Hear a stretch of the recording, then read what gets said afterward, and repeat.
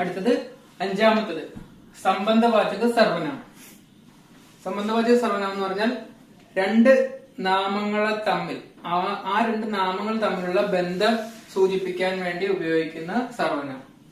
अदायद जो सर्वनाम एक संज्ञा का दूसरी संज्ञा से संबंध सूचित करता है उसे संबंधवाचक സർവനാമം कहते हैं. അതായത് ഏത് സർവനാമമാണോ ഒരു നാമത്തിന് മറ്റൊരു നാമത്തിനോടുള്ള ബന്ധത്തെ സൂചിപ്പിക്കാനായിട്ട് ഉപയോഗിക്കുന്നത് അങ്ങനെയുള്ള സർവനാമത്തിനാണ് എന്തെന്ന് പറയുന്നത് സംബന്ധവാചക സർവനാമം എന്ന് പറയുന്നത്. എക്സാമ്പിള് ജോ സോ.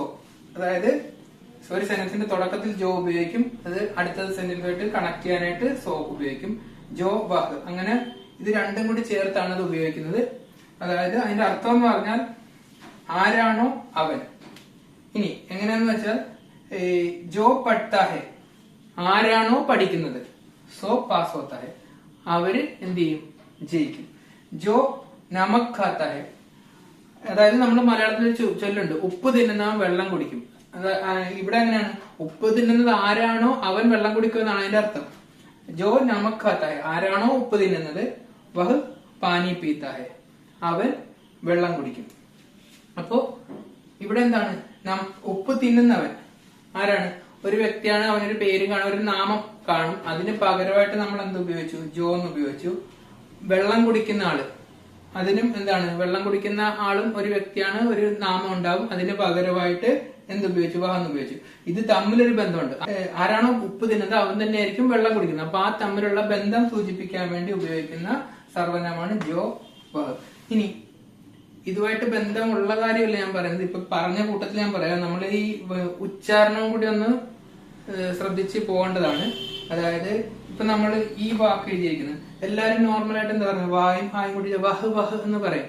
നമ്മൾ മലയാളികളാണ് വഹ എന്ന് പറയുന്നത്. നമ്മൾ ഹിന്ദിക്കാർ സംസാരിക്കുന്ന സമയത്ത് വോ എന്നാ പറയുന്നത്. വോ എന്ന് പറഞ്ഞാൽ വഹ് തന്നെയാണ്. ഉച്ചാരണം എങ്ങനെയാണ് അതിന്റെ, വോ ഹ സൈലന്റ് ആണ്, ചെറുതായിട്ട് വരും, പക്ഷെ അത് ഉച്ചരിക്കുന്നതിന് ഒരു പ്രത്യേക രീതിയുണ്ട്.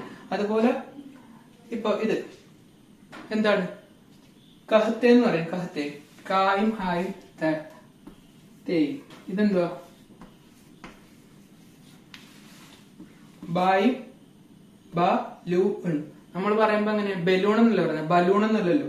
അതുപോലെ കഹത്തെ എന്നാണ് നമ്മൾ പഠിക്കുന്നതും വായിക്കുന്നതും. പക്ഷെ ശരിക്കും അതിന്റെ ഉച്ചാരണം നമ്മൾ ഹിന്ദിക്കാരൊക്കെ സംസാരിക്കുമ്പോ, അല്ലെങ്കിൽ നിങ്ങൾ ഹിന്ദി പാട്ട് കേൾക്കുമ്പോ ഈ ഒരു വാക്ക് വരുന്ന ഭാഗം ശ്രദ്ധിച്ചാൽ മതി. കെഹത്തെ എന്നാ പറയുന്നത്, കെഹത്തെ.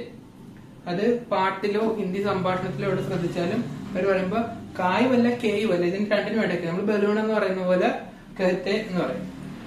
കഹത്തെ എന്ന് എടുത്ത് കറക്റ്റ് കായായിട്ട് അങ്ങനെ പറയത്തില്ല, എന്നാ കേയും അല്ലാത്തില്ല, ഒരു രണ്ടിനും ഇടയ്ക്കുള്ള ഒരു ഉച്ചാരണമാണ് അതിന് വരുന്നത്, കെഹത്തെ.